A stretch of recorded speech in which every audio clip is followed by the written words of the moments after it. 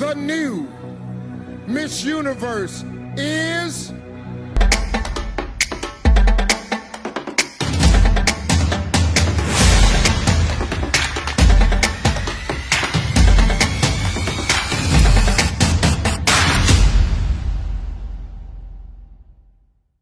In some countries, sport is like the national pastime. That's But in true. the Philippines, some might say that pageantry is the pastime. That's true. You know what? In the Philippines, we have pageants all over the places. Yes, we have pageants in the barangay, in school, national, local. That's why we really love Miss Universe. It's like it's giving pride and putting the Philippines back on the pedestal. That's why there's an added pressure as a candidate coming from a pageant-loving country. But it's a good pressure. I always look up to our former Miss Universe Philippines. They really did well in the competition. And now this is my time to show who I am, you know, to offer what Rabia can show to the rest of the universe. So I'm very happy, and at the same time, I'm excited to make all my kababayans proud, and hopefully I do. You know, when I was a young girl, I used to watch Miss Universe on the television, and I thought, it's so far, it's so big, I can never get there.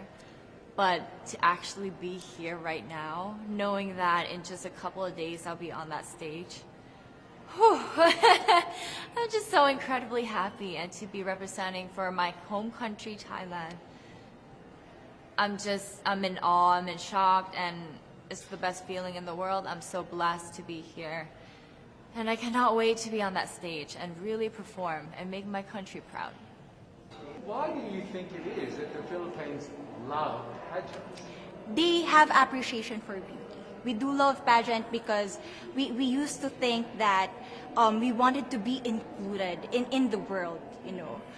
I have to be honest, in the Philippines, my skin color used to be not the standard of beauty. I was obsessed whitening my skin because these are the kinds of beauty queen we see on the mainstream. But things were different now. That's why I'm very proud to be a morena. In the Philippines, we call it morena. It's brown skin girl. And to be able to represent, you know, my color, my identity as a true Filipina.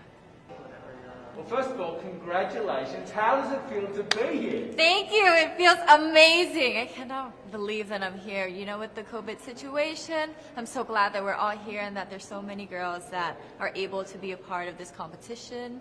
And what it makes me realize is that the world isn't that big.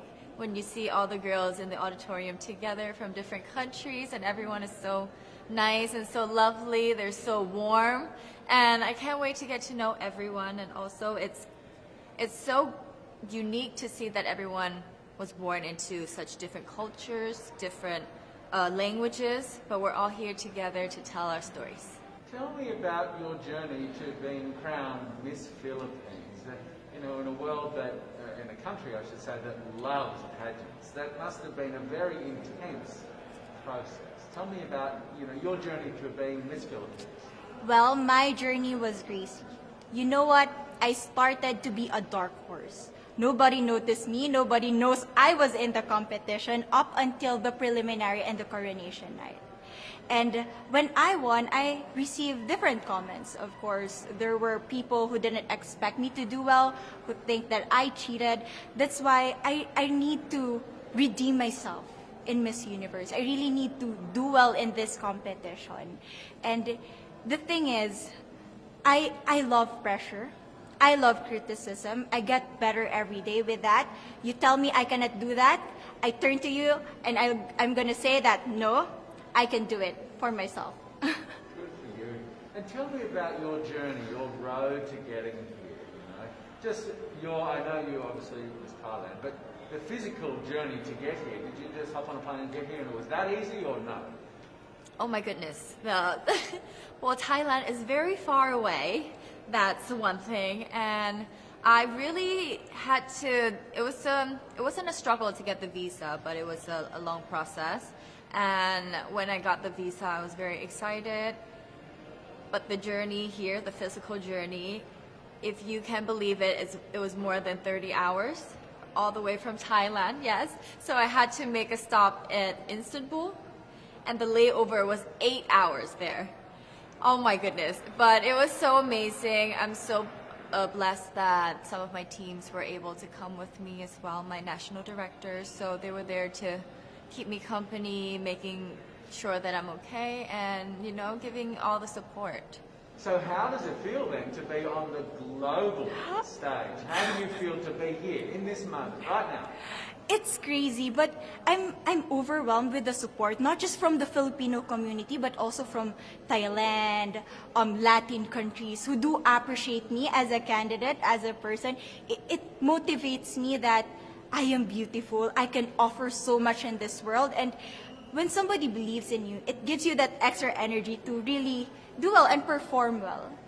And in a world of COVID where you can't have family and friends, you know, come with you potentially, Yes. how important is that support here on the ground? How important is it to know that, you know, people at home are behind you?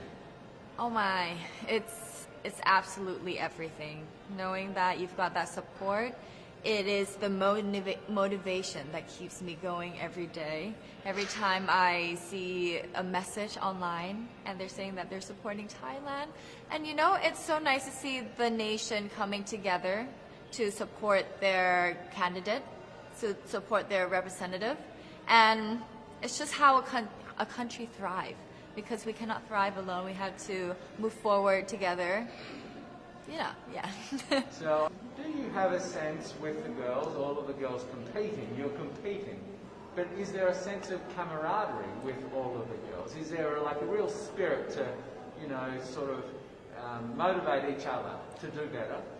You know what? I have a different idea about Miss Universe. I thought it's going to be very competitive, in a healthy way, well, of course. But now I can see every girl helping each other, from fixing those hairs, from trying to zip up those outfits. It speaks of the closeness and the kind of camaraderie that we want to have.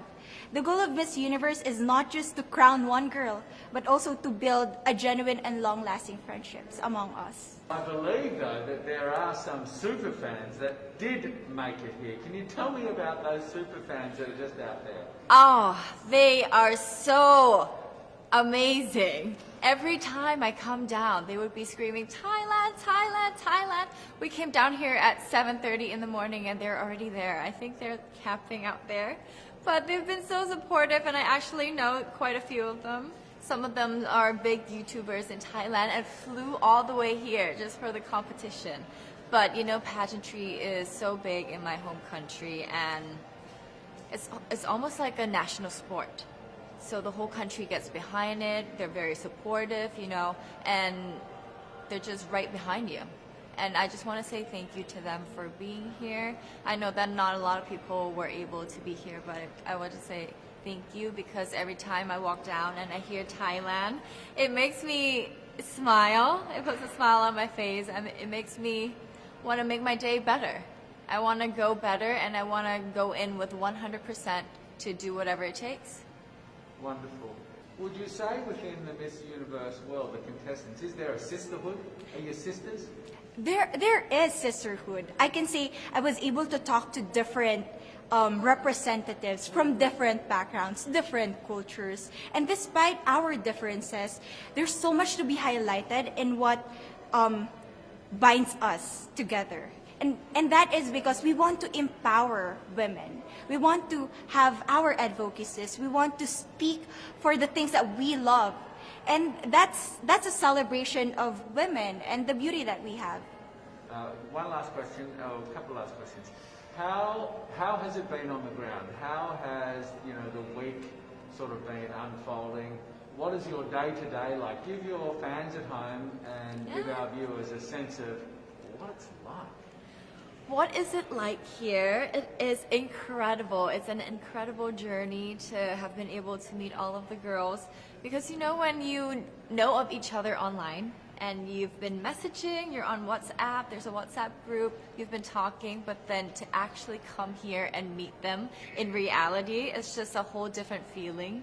And it's just so nice to get to know them better and to know their stories, because each of them are so inspiring and they're so empowering, and they have different stories that make them the woman that they are today.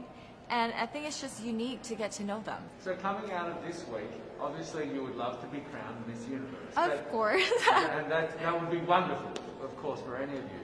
But what else will you take out of this week? What do you think you'll feel at the end of this week, regardless of the result? How will you be a different person? It's the growth and the development that I was able to have during preparing for this journey. I will be honest, there was a moment that I lost my identity because I was put under pressure. I was in that position in which I feel like I'm not good enough. I'm not a good representative of my country, but I was able to bounce back stronger. And if I was able to do that for Miss Universe, I will be able to do that in life. That is my greatest takeaway from Miss Universe. Okay, so the Philippines have a huge amount of fans. Yes.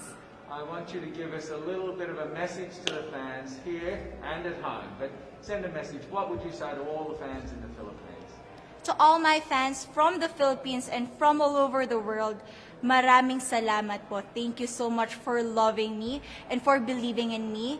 It means a lot to somebody who is so naive in this industry, who has no idea how to become a beauty queen on the first day of my journey. But because of your love and support, I was able to be the woman that I am today. And regardless of the result, I may or I may not win the crown, but one thing is for sure, I'm gonna make you all proud.